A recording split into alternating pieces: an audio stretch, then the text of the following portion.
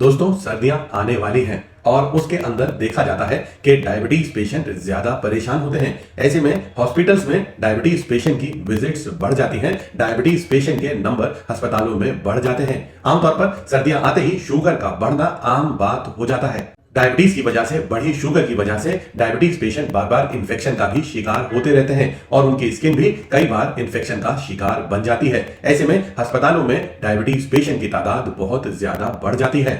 दोस्तों आखिर ऐसा क्यों होता है कि सर्दियों में, विंटर्स में शुगर के पेशेंट का ब्लड शुगर लेवल बढ़ा रहता है? ये क्या सिर्फ आपके खाने पीने पर ही डिपेंडेंट है या सर्दियों का भी कोई खास असर आपके ऊपर आ रहा है? चलिए आज जानने की कोशिश करते हैं 5 ऐसे कारण जिनकी वजह से सर्दियों में डायबिटीज पेशेंट का ब्लड शुगर लेवल बढ़ जाता है। साथ ही 5 ऐसे समाधान भी जो आयुर्वेदिक विजडम पर बेस्ड है और साइंटिफिक रिसर्च के बेस पर मैं आपको 5 ऐसे समाधान बताने की कोशिश करूंगा।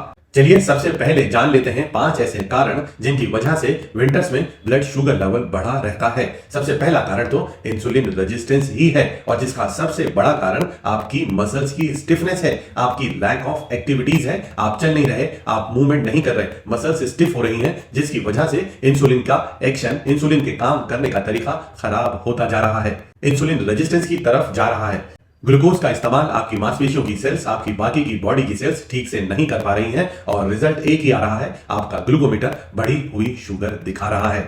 दूसरा सबसे बड़ा कारण, क्योंकि सर्दियों के अंदर रातें थोड़ी लंबी हो जाती हैं, कई बार डार्कनेस ज्यादा जब होती है तो आपके शरीर में कॉर्टिजोल का लेवल भी बढ़ जाता है और जब कॉर्टिजोल का लेवल बढ़ता है तो आपके लीवर को मैसेज देता है और ज्यादा ग्लूकोज बनाने के लिए, यानी कि अल्टीमेटली शुगर के बढ़ने का दूसरा बड़ा कारण बन जाता है। तीसरा बड़ा कारण है हमारा सोशल इफेक्ट, यानी कि सर्दियों को हम दावतों का मौसम, दावतों का सीजन भी मान लेते हैं। ऐसे में सर्दियों में घर के अंदर कुछ हैवी फूड बनना शुरू हो जाता है। जाने अनजाने में हम high glycemic index food items का इस्तेमाल करना शुरू कर देते हैं और मील की फ्रीक्वेंसी भी बढ़ जाती है। 1-2 बार एक्स्ट्रा ही खाना शुरू कर देते हैं, जो अल्टीमेटली आपके बढ़े हुए शुगर का कारण बन जाता है। इंसुलिन के ज्यादा प्रोडक्शन होने का, हाइपर इंसुलिनीमिया होने का, इंसुलिन रेजिस्टेंस होने का, ब्लड शुगर के बढ़ जाने का एक बड़ा कारण भी बन जाता है।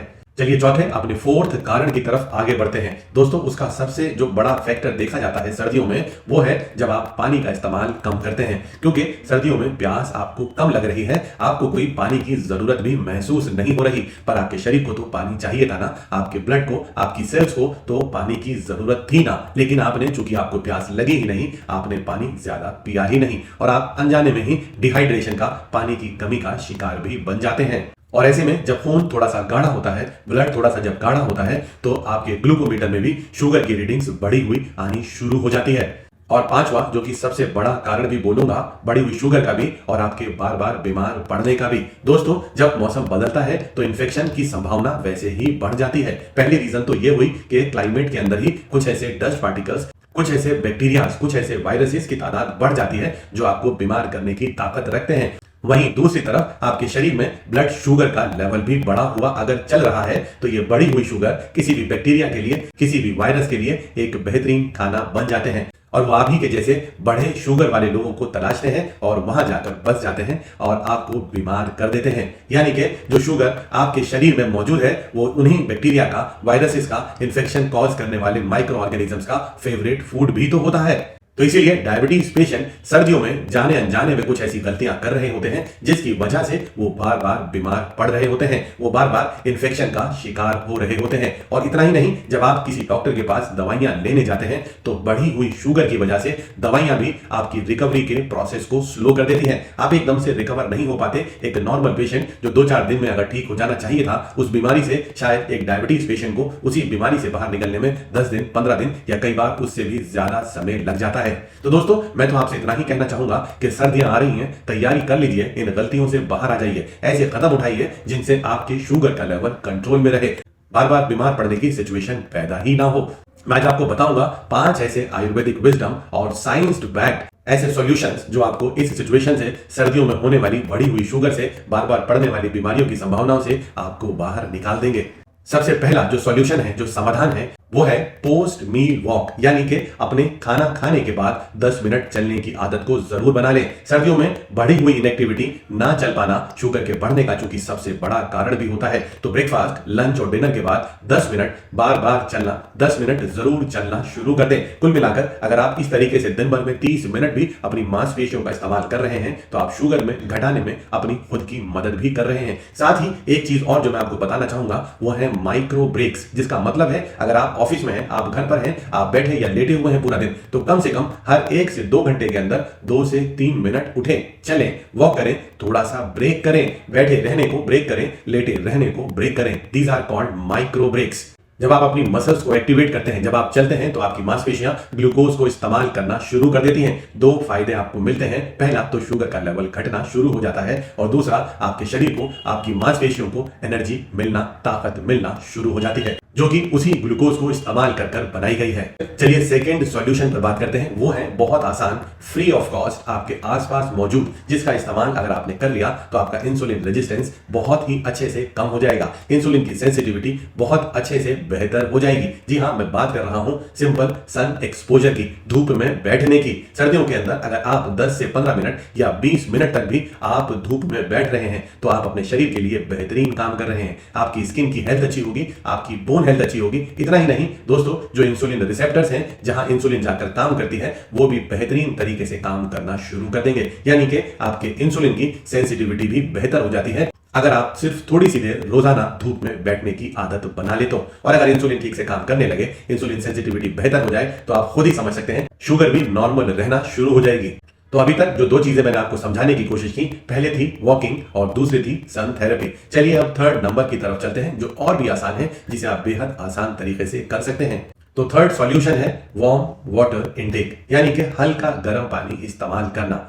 और साथ ही अगर आपके लिए संभव हो तो उसके साथ में आप हर्बल वाटर भी बना सकते हैं। साथ में आप ग्रीन टी या हर्बल टी का इस्तेमाल भी कर सकते हैं। दिन में 1 बार 2 बार इन हर्बल टीज का इस्तेमाल कर लेना, या दिन में 4 बार 6 बार हल्के गर्म पानी का इस्तेमाल कर लेना आपके शरीर को बेहतर फायदा देने वाला है।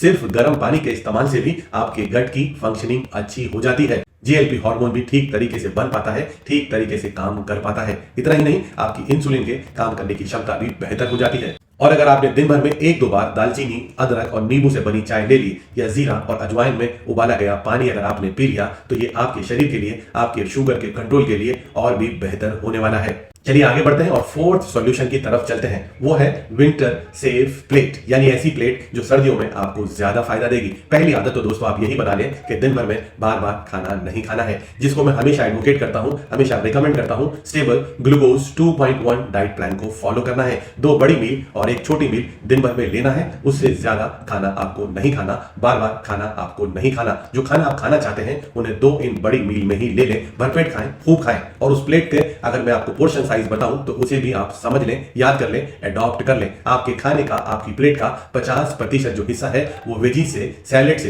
ही होना चाहिए, और 25% हिस्सा प्रोटीन से ही होना चाहिए, चाहे वो पनीर हो, चाहे वो दाल हो, चाहे वो एग्स हो या नॉनवेज फूड आइटम्स हो। और 20% हिस्सा लगभग अगर आप ले रहे हैं तो वो कॉम्प्लेक्स कार्बोहाइड्रेट्स होने चाहिए, चाहे जो हो, चाहे होल व्हीट हो, चाहे मिलेट हो या उनसे बनी रोटी हो, उसको भी आप साथ में जोड़ लें। और इतना ही नहीं, 5% हिस्सा देसी घी के लिए भी रख लें। ऊपर से दाल में, ऊपर से सब्जी में मिलाया गया देसी घी आपके लिए फायदेमंद होने वाला है। सर्दियों के मजे को, सर्दियों में खाने के मजे को और बेहतर कर देगा। आप चाहें तो इस खाने के साथ में आप योगर्ट भी ले सकते हैं, और थोड़ा सा अचार भी खाने में जोड़ लेना आपके खाने के स्वाद को भी बढ़ा देगा, और आपके ऊपर शुगर का कोई भी ओवरलोड होने का डर नहीं रहेगा, शुगर के बढ़ने का कोई भी डर नहीं रहेगा।